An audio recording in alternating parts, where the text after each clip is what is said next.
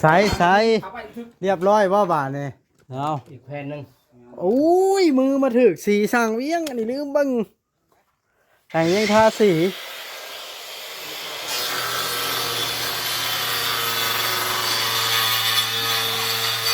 อยากเข้าหรอป่ะไปกินน้ำส้มไปกินน้ำส้มมันไปลงไปอยู่ทางล่างย่านสร้างประเทศเนี้ยข่อยยังไม่ได้กินเนี้ยข่อยอยู่นี่ไปลงมาเด้อลงไปเห็นไหมย่านสร้างเป็นเห็ดยากมันใกล้เฮาดิฮะยันเป็นสร้างเป็นเห็ดวัสดุมันใกล้เฮายันเกกะบอกแม่ยันเป็นเกกะแม่จะเปิดเกกะเฮาเอากินนี้กับปฏิลงเลยนะ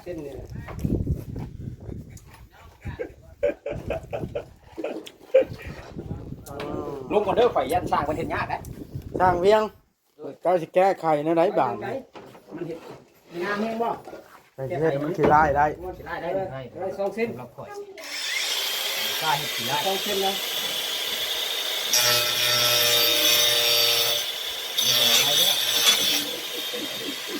โอเค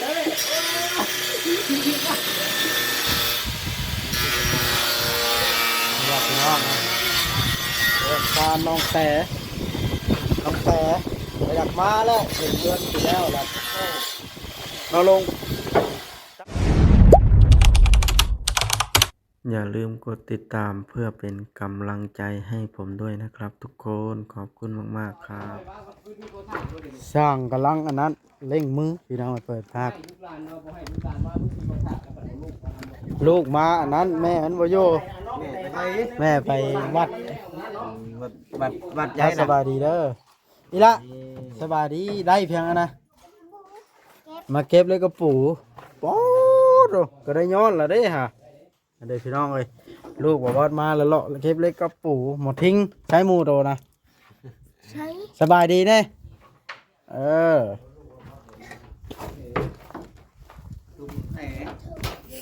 ในเห็ดเด็กปูที่อะไรสั่งเลี้ยงเบาดีแบบชื่อมันยาวโพดบัดใส่เรียบร้อยว่าบาทเนี่ยเอาอีกแผ่นหนึ่งโอ้ยมือมาถึกสีสั่งเวียงอันนี้ลืมเบังแต่งยังทาสี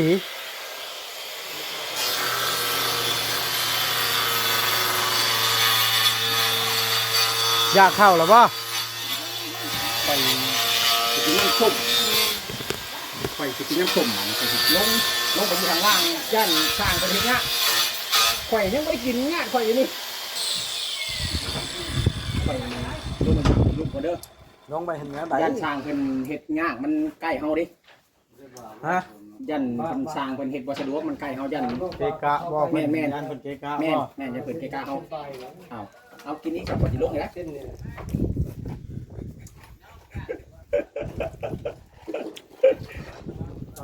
ลงก่อนเด้อข่อยยันสร้างเป็นเห็ดยากนะ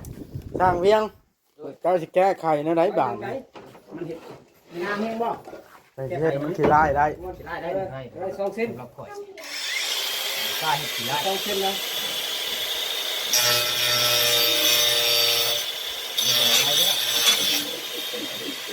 โอเค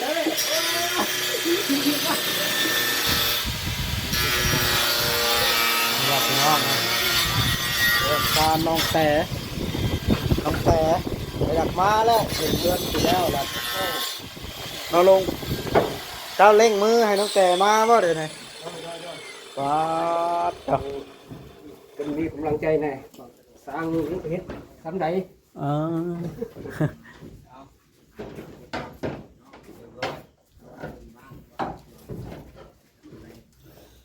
เฮ็ดได้จังไวแห้งกระดอกว่านี่ยังบ่ทันได้สตองจังอันมามีทาสีแล้วอันนี้เขาจะเอิ้นว่าสร้างบวกกันสร้างเวียงแล้วก็สร้างอันนั้นสร้างทำดีสร้างมิตรโอ้ยลูกเหยียบได้กระปูได้ไปเพิ่นนะลูกสาวมานำมันนี่พี่น้องเอ้ย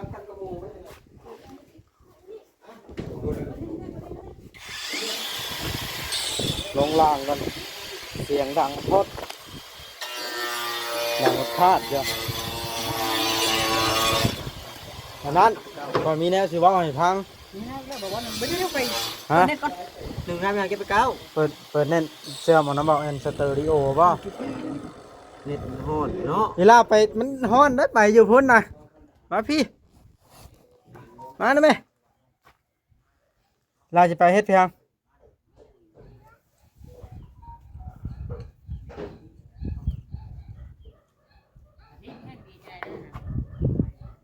ฮะ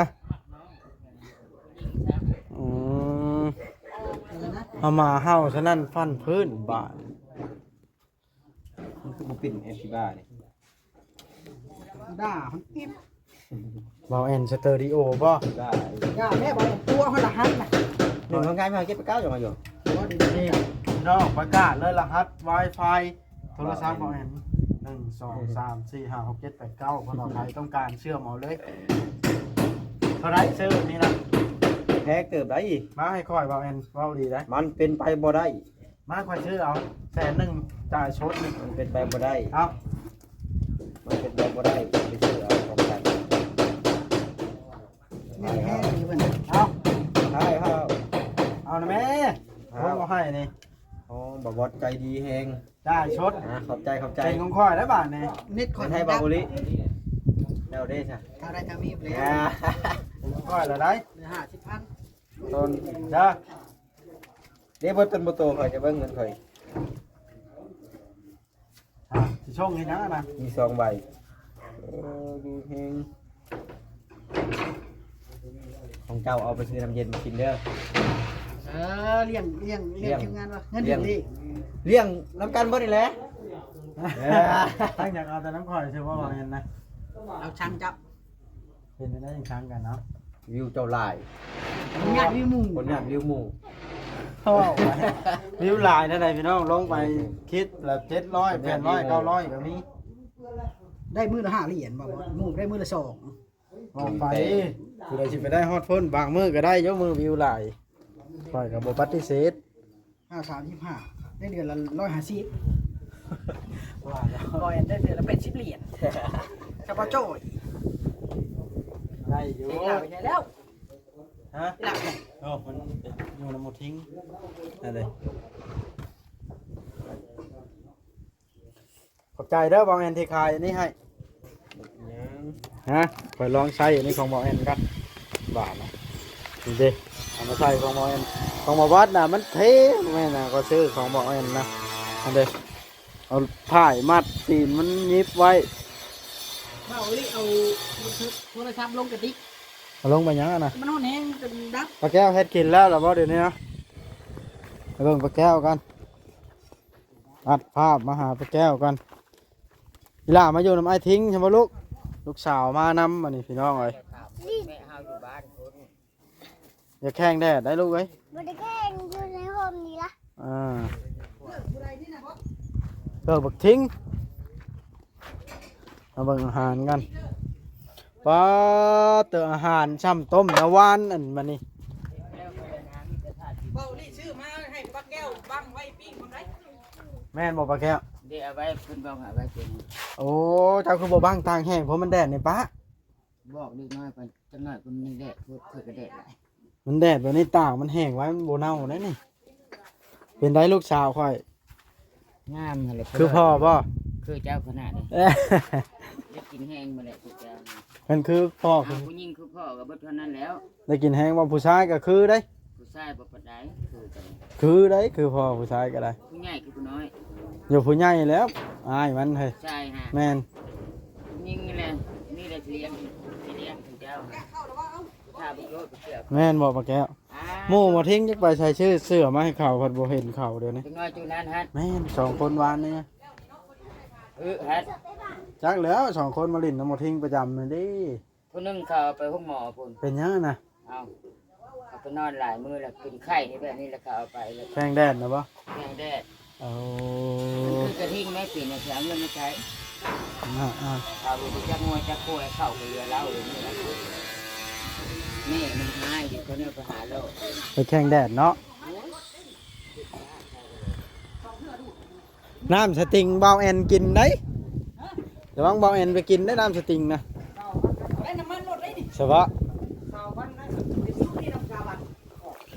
ขึ้น ขอไป อย่าลิ้นอย่าให้ ว่าไปทั่วบ่แม่นนะ เบิ่งช่างเวียงเจ้าจะเบิ่งช่างเวียงบ่ อย่าเฮ็ดงามหลายนะช่างเวียง ช่างเวียงเฮ็ดผิดพลาดแล้ว ผิดพลาดไปได้ งามเกินไป ช่างเวียงเป็นผู้ท่าสี่ก็เลยย่องแล้วพี่น้องเอ้ย ต้องมีรางวัลให้แล้วช่างเวียง เท่าไหร่เล่า 10,000 เออค่าจ้างช่างเวียงน่ะ10,000เด้อ แม่นแล้วปวดเลย เพราะว่าต่างมาช่วยกันเด้ คันแม่น ค่อยน่ะได้แล้ว คัน ได้ แม่นช่างเวียงบ่นั่นน่ะบ่บอส ค่อยได้แล้วได้ค่าจ้างค่อย อย่าเปล่าบ่ ฮะตัวจักผา ก็เป็นลมเนาะ ก็พัดลม บ่บอสคนบ่ได้เฮ็ดหยังก็ได้ค่ะ ว่า เจ้า เฮ็ดหยังมาได้ใช้แต่ละมื้อ เจ้าเฮ็ดบ่ได้ล่ะทาสีบ่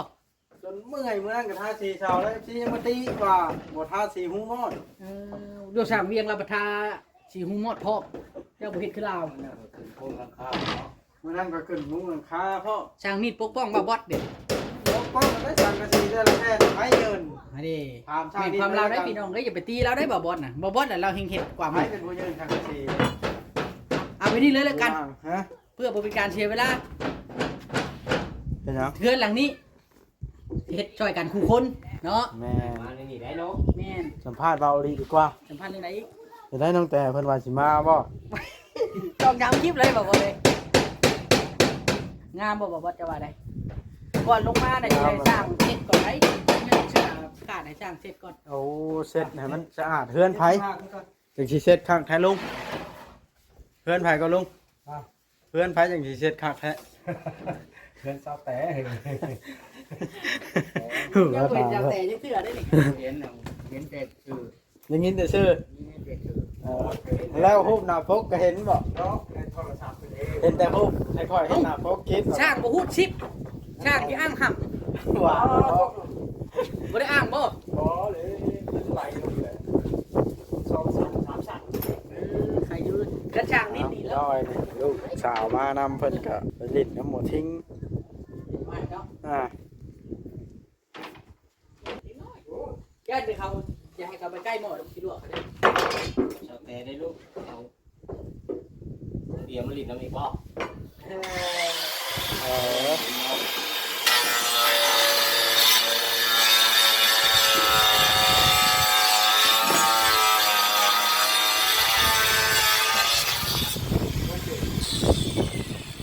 เออมะลิสร้างเป็นอะไรคือพากันเฮ็ดไวแท้เด้อนี่ เอาแผ่นนึงขึ้นมาปากรถชันๆน่ะเนาะ เอาลูก พอดีบ่ มันได้เลยเนาะ ฉันด้วยใจตัวเองนะอยากเอาสักนิดแต่ว่าเบาของไผเราอ่ะ บ่พอใจบ่ เอาขึ้นให้เราแล้วเราหายเนาะ ว่ามันทางน้ แต่ว่าก็โอเคอย่ามันเอาขึ้นหลังมันจะอยู่ ำสุดใหม่เนาะสุดใหม่ เอา สุด ตัว สุ บา ด ก ใหม่ตัวนั้นเนาะเลี้ยงก่อนชิ้นยอดเลยแล้ว แม่น เอาขึ้นน่ะมันชุดแล้วแหละมันจะงามเป็นความบอกของไผเด้นี่ แม่น ตัวนี้นะบ่ตีลาวได้ข่อยก็พร้อมลาวได้ตัวนี้ ก็อยากให้มันเย็นเด้มันลมดวงเพราะว่ามันคนเข้าแบบไรนะ มันเห็นไหมเด้ มันดูไม่งามในตา แล้วมันเป็นบอกจากนี้ทาสีใส่ได้หาย ทาสีใช่ไหมนะ ทาสีเสร็จไหม ทางเวียงเป็นหยังเป็น มันเห็นใหม่เนาะ ทาสีทางเวียงนี่คนเลวไอ้ทีว่า คนด่าทางเลี้ยงบ่ คนด่าทางเวียงตะพึดตะพือ ด่าไปได้น่ะ ดูมา ทางเวียงเป็นคนเลวมาก บอกว่าเป็นว่าความไทย เป็นได้คือเลวแห่งในทางเวียง อันนี้บอกเอ็นห้าอย่าง เห็นว่าไง ทางเมืองคนถามเพิ่นเป็นเปียกให้ถามเพิ่นมาก่อนนะจุดนี้ จังเห็นได้บ่ เร็วมาก ทางเวียงเราเป็นคนเลวแต่ใดมาพี่น้องเลย ให้แผ่นนึง เอ้าแล้วตัวมันพงตัวที่มันนี้ได้จ้ะ ใส่ว่าเขาทาสีพื้นพอเราก็ต้องเก็บตัว เดี๋ยวอันได้ได้บอกว่า แล้วก่อนต้องน้องดีๆแล้วเขาบอกถ้าผมทำความสะอาด โอ้โอ้โอ้โอ้โอ้ เพราะว่าเฮาบ่ใดมันบุกเกี่ยงมันสิคัดก่อนแล้วเฮาสิพื้นมากิ้งเลย โอ้ มันบ่แม่นได้ว่าเฮาสิแค่นี้น่ะเงินไผสิเฮ็ดสิรายได้ ติดกันสักแต่คนเดียวเนาะ เออ เพิ่นให้กินนี่เพิ่นให้ว่าทางเวียงเฮ็ดเปื้อนกินนี่ ป้าอันนั้นห้ามให้เนี่ยทั้งนั้น ห้ามเอาโอลิครับไปส่งเราป้ากองนะ จับบ่บดจับเด้อ ดึงไป เอาไว้นี่แหละ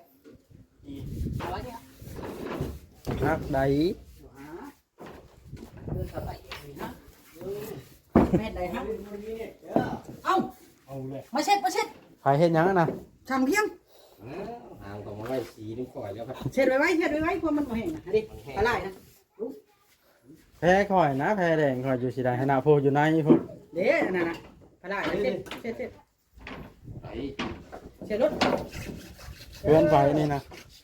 เพื่อนไผ แล้วไปลุงตัวอะไร เลือดตามเส้นบวกเลือดไผ่ เพื่อนน้องแต่บ่ แต่ไหวว่ะ บ่ธรรมดา แจ้งที่เลยจ้ะเลย อันนี้บ่สร้างตีข่อยบ่ท่าฮู้มอนน่ะเบาเลย แม่นทางเวียงทาตัวนี้เป็นขัด บ่แล้วมันเป็นไม้ตายก็ไม้บ่ตายได้ข่อยท่าไม้ดิบมันละสีบ่เข็ม ลงมาบัด ทางอยู่ใส่กินนี่ นางนั่ง ลงก่อนอย่าห้อนนี่ปล่อยช่างมันเตี้ยอย่าตัวช่างเพิ่น ลงดีกว่าเนาะ อย่าตัวช่างเตี้ย มาสัมภาษณ์เบาแอนดีกว่าเนาะเวลาจะไปแข่งแดดได้ลูกนะมาดิคมน้ำพ่อนะแม่ ก่อนดีกว่ามาคนเปดีกว่า ฮะกินข้าวไร ไปตัดคลิปบ่ได้ดินี่นะ ตัดมันเห็นหยังผู้ใดพาตัดถ่ายแล้วพัด โอ้โหเป็น ญาติ FC ฮู้ความลับว่าถึกเลข นี่ ฮะ เดินไปนี่ เพื่อนบอสเฮ็ดให้น้องแต่ เว้าไปเว้าเลยได้เฮ็ดให้นะ ช่างเพียงโอเค ช่างเวียง โอ้โหถ่ายแท้นี่ อาหารการกินก็เฮ็ดแล้วพี่น้องเอ้ยยังแต่บ่ทันได้กินบางมื้อหิวข้าวจนเมื่อยเว้าดีเฮ็ดหยังอะนะ เอาโทรศัพท์ใส่มันร้อนแห้ง โอ้ยไปตัวที่ผิวพันเอาพี่น้องไอคลิปนี้ก็ได้เน้องเบาดิสิได้จบคลิปซ้ำนี้ละเขามาถ่ายคลิปมานี่ก็ได้พี่น้องเลยนี่เลยเงินชานก็ได้กาดเห็นยังเบาดิมาอยู่ไหมอันนี้ลงเนี่ยมันจะตกทับเลยโอ้ยเกือบเสียวกันนี่เกือบตกไหมนี่เอาลงทีมลงนั่นแหละนี่ละเฮือนชานลานเป็นก็ได้พี่น้องเลยแล้วเรียบร้อย เดินไป เฮือนน้องแตรมาสัมภาษณ์บ่าวคำไพ่ใจเกินร้อยดีกว่ายกเกอะ บ่ได้มีให้สัมภาษณ์บ่ได้มีให้สัมภาษณ์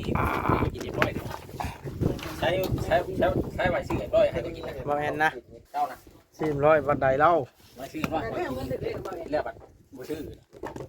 ตัวกัน ไป ตัว แม่ นี้ เอาเงินเด็กๆมาเองนะเอาไปเจอเนาะ มันเว้ามีสินทำได้เนาะแม่นบ่ บ้าแล้ว บ้าบ่บ่เห็น ก็ยังไม่ได้กิน100เบิด ตัวฮอต FC ได้บ่เห็นตัวข่อยอีกได้ว่าสิซื้อ150สู่ข่อยกินแล้วบ่ได้ซื้อ ถึ เล งเลย ขได้เงินเท่าไหร่นะ บ่จักนำเพิ่นว่าถึง5,000กีบ เท่าไหร่บาท เพิ่นว่าเงินบ่ทันออกได้ถึงจะหึงได้ ตัวเจ้า โอ้โหตัวนี้ตัวบ่เห็นหรือว่าบ่ทันออกอะดิ ยังบ่ทันได้ ยังบ่ทัน ได้ ได้ เป็นถึกน้ำผู้ใดจังหวะนานได้กันแล้วเนาะ ชื่อใช่น่ะบ่แม่นบ่ได้ชื่อจักว่าตัวว่าถึงเล่นจักเลย เชิญน้ำเบาลิ โอ้ เพราะ ย งั้นอย่านอนโอ้เวลาอยู่กับหลายคนมันน่าเกลียดเกินไป บอกว่าที่ขึ้นดูได้ฮะ ก็อยากกินอยู่บ่ พอแล้วมันดูงามเนาะ เบาบ่เพิ่นถ่ายเอาคลิป โดยย่านบ้าน แอนนอนอู บ้านเฮือนต้องเตะแล้วมันเฮือนต้องเตะเลย พอเห็นมันหมู่งามหมู่นั่งเป็นเทิดอยู่ชิโอนู่นน่ะลง กูว่าโดนด่าจังหวะนั้นน่ะ เจ๊ตัวนี้ก็มีดีเอาบาทในสำหรับคลิปนี้ก็ได้ ถ่ายเพียงอันนี้มันละครก็ถ่ายบาดมีนะถ่ายดิ มันพักเที่ยงเด้เนาะมันเที่ยง ท่าน กิ ว่าน ข้าว ถ่ายเอาสร้างปัญญาไม้สร้างคือหัวมันใกล้เถิด จบคลิปสำนี้เด้อบอลเห็นเด้อคอยน่ะเด้อเอาขอบคุณคนทางพ่อแม่พี่น้อง FC เบิดทุกคนเด้อที่เบิ่งคลิปของบ่าวบอสซาแนล คันฟูบ่เบิ่งได้บ่ขอบคุณ